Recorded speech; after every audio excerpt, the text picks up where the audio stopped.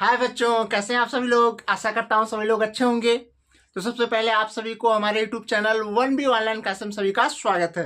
बच्चों, आपको पता होगा कि मैं क्लास 12th के स्टैटिस्टिक्स फिजिक्स का जो सेशन स्टार्ट किया उसमें लाइट चला लाइट का जो भी इम्पोर्टेंट जो है डेरिवेशन है उस पर न्यूमेरिकल वही मैं करा रहा हूँ। आइए आज सबसे इंपॉर्टेंट चीज मैं करा रहा हूँ जो आपको बोर्ड परीक्षा 2024 में देखने को मिल सकते हैं। आइए बच्चों कराता हूँ।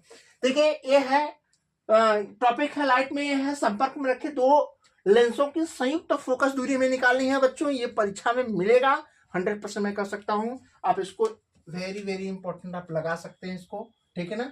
ये इंपॉर्टेंट आप लगा सकते हैं कि आप परीक्षा में आपको देखने को मिल सकता है, ठीक है। आइए मैं समझाता हूं, समझने का प्रयास करिएगा बच्चों, ठीक है। देखिए ये क्या है, संपर्क में दो पतले लेंसों को रखा गया, यानी दो लेंस है जो संपर्क में रखे गए हैं। स्पष्ट हुआ, दो लेंस संपर्क में रखे गए हैं। एक लेंस L1 है, दूसरा लेंस क्या है L2 है।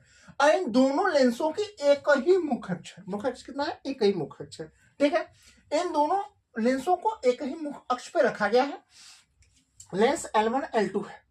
जो वस्तु O है, ये वस्तु देखिए याद रखिए, यहाँ लिखा गया है कि यहाँ ध्यान दीजिएगा, लिखा गया माना दो पतले लेंस L1 L2 है, L1 L2 है, एक ही मुख्य अक्ष पर स्थित है। मुख्य अक्ष क्या है? एक ही है। और जिनकी फोकस दूरी F1 F2 है। मान लीजिए इधर की फोकस दूरी आपका F1 हो गया और इधर की फोकस दूरी क्या हो जाएगी? ये F2 हो जाएगी। समझ आ गया। और उसके बाद में वायु में एक दूसरे के संपर्क में रखे, यानी वायु में एक दूसरे के संपर्क में रखे गए हैं।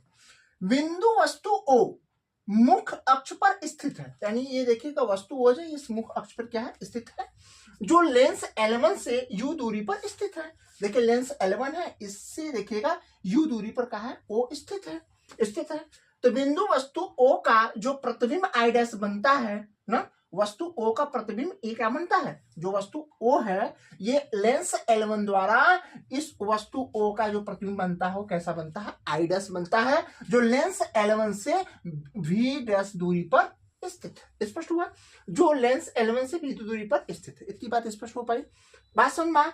अब देखिएगा जो वस्तु O का जो प्रतिबिंब बनता है I डैश लेंस L1 द्वारा, यही प्रतिबिंब I डैश लेंस L2 के लिए किसका काम करता है? आभासी वस्तु का काम करता है। समझ में आ गया?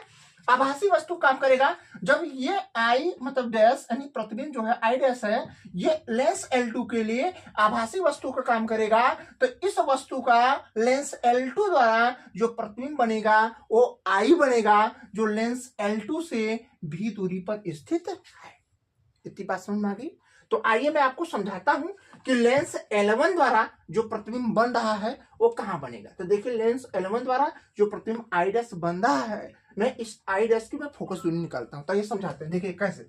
अब यहां देखिएगा समीकरण, यहां देखिएगा 1/, आप लेंस के सूत्र से याद रखिएगा, लेंस के सूत्र से चलेंगे तो 1/F1, इसकी फोकस दूरी क्या है? यहां से है F1 फोकस दूरी लेंस L1 की। तो देखिएगा ये फोकस दूरी F1 बराबर, अब लेंस का जो फार्मूला आप पढ़े होंगे 1/F बराबर 1/V माइनस 1/U, बस वैसे चलिए। अब देखिए जो दूरी है फोकस तो आपकी प्रतिबिंब की दूरी है वो V डैश है। क्या है ये? वो V डैश है। अब माइनस वस्तु की दूरी क्या है? U है, 1/U हो जाएगा। इसको आप समीकरण नंबर 1 दे सकते हैं, ठीक ना। आप इसको समीकरण नंबर 1 दे सकते हैं, ठीक है। समीकरण नंबर 1 हो गया, ठीक। आइए आगे चलते हैं, समीकरण नंबर 1 हो गया। तो आइए आगे चलता हूं मैं। अब उसके बाद में देखिएगा, अब एक चीज इतना आपको समझ में आएगा तो इतना आप नोट करिए, मैं आगे आपको समझाता हूं, ठीक है। ठीक, देखिए समझ में आ गया। यानी लेंस L1 द्वारा जो प्रतिबिंब I डैश बनता है, उस प्रतिबिंब का देखिए, उस प्रतिबिंब के लिए जो वस्तु है उसकी दूरी V है और जो प्रतिबिंब बन रहा है उसकी दूरी क्या है? V है। तो लेंस के फार्मूला जो होगा 1/F1 बराबर, ये प्रथम फोकस दूरी होगी, तो F1 बराबर 1/V। V क्या है? इस लेंस L1 से प्रतिबिंब की दूरी क्या है? V डैश है, और माइनस 1/U क्या है? इस वस्तु से लेंस L1 से वस्तु की दूरी क्या है? U है, वो दिखाया गया। आइए मैं समझाता हूं। अब देखिए मैंने बताया कि जो इस वस्तु का प्रतिबिंब I डैश बनता है, ये वस्तु I डैश जो प्रतिबिंब I डैश है, ये प्रतिबिंब I डैश लेंस L2 के लिए क्या होगा? आभासी वस्तु का काम करेगा। तो इस I डैश का जो प्रतिबिंब, ये वस्तु काम कर रहा है, तो इसके द्वारा मतलब इसका लेंस L2 द्वारा जो प्रतिबिंब बनेगा वो क्या बनेगा? I बनेगा। तो देखिए अभी ये वस्तु आभासी वस्तु है, तो लेंस L2 से आभासी वस्तु की जो दूरी हो क्या है? वी डैश है, समझ में आ गया। और इसका जो इस वस्तु का लेंस L2 जो प्रतिबिंब बनेगा उसका लेंस L2 से दूरी क्या है, v है। तो यहाँ देखो लिखा गया है कि प्रतिबिंब I डैश लेंस L2 के लिए आभासी वस्तु का काम करेगा। किसके लिए काम करेगा, आभासी वस्तु का कार्य करता है। लेंस L2 से वस्तु की दूरी क्या है, v डैश है। ये दूरी देखिए जो L1 से है ये ज्यादा डिफरेंट नहीं है, इसलिए यहां से भी इसको मान सकते हैं, v डैश है। लेंस L2 द्वारा I डैश का प्रतिबिंब I पर बनता है जो लेंस L2 से v दूरी पर क्या है, v दूरी पर स्थित है। समझ में आ गया। अब देखिए इसका जो प्रतिबिंब होगा तो यहाँ देखिए कैसे होगा, 1/f2 बराबर क्या हो जाएगा, 1/, अब ध्यान दीजिएगा।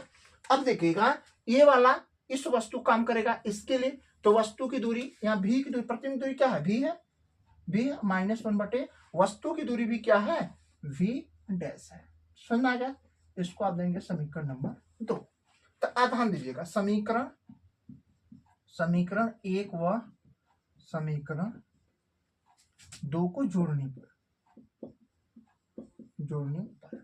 ठीक, जब जोड़ेंगे तो देखिए जोड़ने पे क्या होगा, आप जोड़िए तो इसका बाएं पास एक तरफ जोड़ लीजिए, तो 1/f1 प्लस 1/ क्या होगा f2 बराबर जोड़ लीजिए 1/v dash minus 1/u plus 1/v minus 1/u dash हो जाएगा। तो देखिए u डैश से u डैश कट जाएगा, प्लस माइनस में है। अब यहाँ जो बचेगा वो क्या है, 1/f1 प्लस 1/f2 बराबर हो जाएगा 1/u, यहाँ माइनस में, और प्लस 1/, क्या होगा, v हो जाएगा। इतनी बात समझ में आ गया। इतनी बात स्पष्ट होगी तो आप इतना स्क्रीनशॉट लीजिए, मैं आगे बताता हूँ। ठीक है, तो इतना डेरिवेशन समझ में आ गया आपको। अब देखिए इसको इस प्रकार से भी हम लिख सकते हैं, यहाँ 1/f1 प्लस 1/f2 बराबर, देखो v वाला पहले ला दें तो u वाला माइनस है, 1/, क्या हो जाएगा, u हो जाएगा। इतनी बात समझ में आई कि नहीं, इतनी बात समझ में आ गया होगा। अब यहाँ देखिए समझिए, पढ़िए, इन दो लेंसों के स्थान पर एक ऐसे पतले लेंस का प्रयोग करें कि जो u दूरी पर रखी वस्तु का प्रतिबिंब v दूरी पर, यानी करा v दूरी पर बनाए। तो इस लेंस की जो कुल फोकस दूरी होगी, वो जो टोटल फोकस दूरी होगी क्या होगी, कैपिटल F है। तो लेंस के सूत्र से कैपिटल F बराबर 1/v माइनस 1/u होगा। लेंस का फार्मूला है, जो फोकस दूरी स्मॉल f के स्थान पे क्या लिया है, कैपिटल F, क्योंकि दोनों का एक लेंस बनाया गया तो उसकी टोटल फोकस दूरी कितना है, कैपिटल F है। अब इसके स्थान पर हम क्या रख लेंगे, कैपिटल F हो जाएगा। तो यहाँ देखिएगा, तो यहाँ देखेंगे कितना हो जाएगा, 1/f1 प्लस 1/f2 बराबर, अब इतने स्थान पर हम क्या ले लेंगे, कैपिटल F, 1/, क्या हो जाएगा, कैपिटल F हो जाएगा। अब इसका हम त्रियक करेंगे तो हो जाएगा f1 प्लस f2 अपान f1 इंटू f2 बराबर 1/f हो जाएगा। जब त्रियक इसका मल्टीप्लाई करेंगे तो हो जाएगा f बराबर, जो टोटल हमें मिलेगा वो हो जाएगा कैपिटल F बराबर हो जाएगा, f1 into f2/f1 plus f2 हो जाएगा। समझ में आ गया, ये हमें जो कैपिटल F मिलेगा ये टोटल में मिलेगा। समझ में आ गया। ये आपका समीकरण नंबर कौन सा हो सकता है, आप 1, 2, इसको आप 3 लिख सकते हैं। ठीक, यही है, क्या है, संपर्क में रखे दो लेंसों की संयुक्त फोकस दूरी है। यही हमें क्या करना है, यही हमें प्रूव करना है। इतनी बात स्पष्ट हुआ।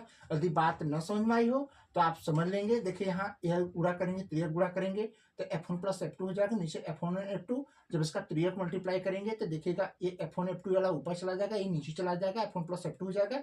और यहाँ देखिए इस तरीके से संयुक्त फोकस दूरी यहाँ मिल गई, f मिल गया। इतनी बात स्पष्ट हो गया।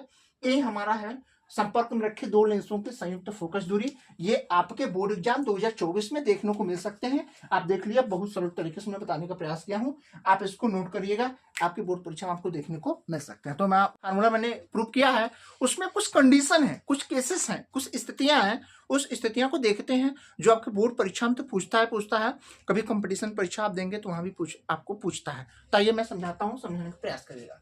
देखिए कंडीशन है, पहला कंडीशन क्या है, जब दोनों लेंस हमने पहले संपर्क में दोनों लेंस रखे हैं, आखिर दोनों लेंस कैसे हैं, अधिकरा दोनों लेंस हमारा कैसा उत्तल हो।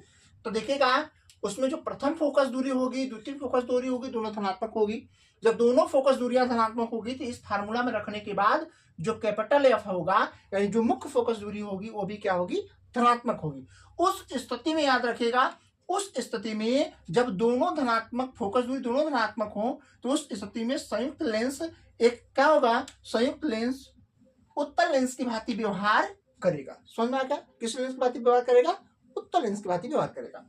दूसरा कंडीशन है, जब संपर्क में रखे दो लेंस, एक उत्तल हो और एक दूसरा क्या हो, अवतल हो। एक उत्तल हो और एक क्या हो, अवतल हो, तो उसमें एक धनात्मक होगा जो अवतल लेंस होगा, यानी जो प्रथम फोकस दूरी होगी वो उत्तल लेंस की, जो द्वितीय फोकस दूरी होगी वो अवतल लेंस की होगी। तो उस कंडीशन में इस फार्मूला के आधार पर देखा जाए तो कुछ कंडीशन बनते हैं, 3 कंडीशन है। पहला कंडीशन है, यदि f1 f2 से बड़ा होगा तो इसमें क्या होगा, जो मुख्य फोकस दूरी होगा क्या होगा, वो ऋणात्मक होगी। क्या होगी, वो ऋणात्मक होगी। तो जो संयुक्त लेंस होगा वो संयुक्त लेंस किस लेंस की भांति व्यवहार करेगा, वो एक प्रकार से देखा जाए तो अवतल लेंस की भांति व्यवहार करेगा। और जब दूसरा कंडीशन में है f1 और f2 f1 से क्या होगा, बड़ा होगा, उस कंडीशन में संयुक्त जो फोकस दूरी होगी वो धनात्मक होगी। जो लेंस होगा, संयुक्त लेंस होगा, वो संयुक्त लेंस उत्तल लेंस की भांति क्या करेगा, व्यवहार करेगा। समझ आ गया।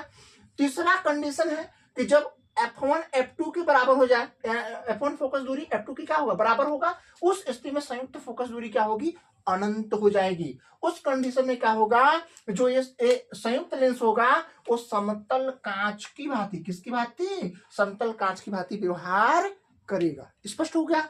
अब देखिएगा जो तीसरा कंडीशन है, यानी दोनों लेंस अवतल हो जाए, उस कंडीशन में f1 f2 दोनों क्या होंगे, ऋणात्मक होंगे, और जो f2 हो, जो मुख्य फोकस दूरी f होगा वो भी क्या होगा, ऋणात्मक होगा। उस कंडीशन मैंने हल करके बताया भी है, f1 माइनस f2 माइनस से हल करने के बाद जो टोटल कंडीशन निकलेगा वो क्या होगा, माइनस में होगा।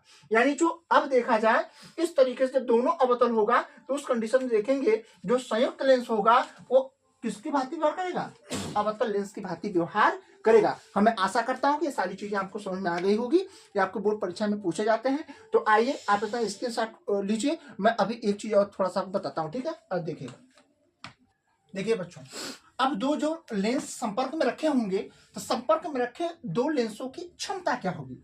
अब आपको क्षमता फार्मूला होता है कि लेंस की फोकस दूरी के व्युत्क्रम को लेंस की क्या कहते हैं, क्षमता कहते हैं। इसको कैपिटल P से प्रदर्शित करते हैं। तो यहाँ देखिएगा जो क्षमता होगी, ध्यान दीजिएगा, जो क्षमता होगी वो P बराबर होगा 1/, क्या होगा, F क्या फोकस दूरी, P क्या है, क्षमता है ना। अब ध्यान दीजिएगा इस प्रकार से ये आपका होगा। इतनी बात स्पष्ट हो गया। अब देखा जाए आखिर लेंस के हिसाब से देखा जाए तो लेंस के हिसाब से जो फोकस दूरी होगी तो हम P बराबर लिखेंगे 1/, क्या हो जाएगा, ये 1/, कैपिटल F। अब प्रथम फोकस दूरी के लिखे लेंगे तो वो क्या होगा, P1 बराबर होगा 1/F1 हो जाएगा। ऐसे P2 के लिए लिखेंगे तो 1/, क्या होगा, F2 हो जाएगा। ये संयुक्त लेंस से यदि क्षमता हम देखेंगे तो ये देखिएगा अब क्षमता क्या हो जाएगी, तो हम देखिए फार्मूला से देखा जाए, फार्मूला के हिसाब से तो 1/, कैपिटल F बराबर 1/F1 प्लस 1/, क्या होगा, F2 से। तो 1/, इसका वैल्यू क्या हो जाएगा, P हो जाएगा, ठीक। इसकी वैल्यू क्या हो जाएगी, P1 हो जाएगी, प्लस इसकी वैल्यू क्या हो जाएगी, P2 हो जाएगी। तो जो क्षमता होगी ये निकलेगा। एक चीज मैं और आपको बता दूं, ये आपका संयुक्त क्षमता का समझ में आ गया सबको। एक चीज मैं आपको बता दूं, नोट करके आप समझ लीजिएगा, मैं नोट करके आपको बता दे रहा हूँ। पहला, यदि क्षमता निकालना F बराबर 1/F, यदि F क्या है, मीटर में होगा तो ये जस्ट का तस यही फार्मूला पर लगाएंगे। यदि क्षमता P बराबर, अब देखिएगा यदि फोकस दूरी सेंटीमीटर में हो, यदि फोकस दूरी क्या हो, जो फोकस दूरी होगा यदि ये सेंटीमीटर में हो तो जो क्षमता होगी वो P बराबर यहाँ 100/, यहाँ F क्या होना चाहिए, सेमी में होना चाहिए, ठीक है। तब यहाँ एक फार्मूला यहाँ आ जाएगा। आखिर मीटर में होगा तो यहीं और सेंटीमीटर हो जाएगा। इतनी मैं आशा करता हूँ कि बात आपको समझ में आ गई। संपर्क लेंस की क्षमता है। अब इस पर मैं आपको कल इस पर न्यूमेरिकल मैं आपको करवा दूंगा, आपको बातें स्पष्ट हो गई होंगी। तो एक बार आप स्क्रीनशॉट अच्छे से ले लीजिए, मैं आपको बात करता हूँ, ठीक है। अब देखिएगा यही है। तो बच्चों हमारे इस जो है कि चैनल को मतलब क्या करिए, सब्सक्राइब करिए और प्लस जो है कि ज़्यादा से ज़्यादा लोगों के पास शेयर करिए और उसके बाद में और वीडियो को ज़्यादा से ज़्यादा लोगों को पहुंचाने का प्रयास करिए। आपको मैं वही चीज़ बता रहा हूं जो बोर्ड एग्जाम में आ सकते हैं, उसी पे मैं बात कर रहा हूँ, ठीक है। तो हमारे वीडियो को देखने के लिए, लाइक करने के लिए, सब्सक्राइब करने, थैंक यू सो मच।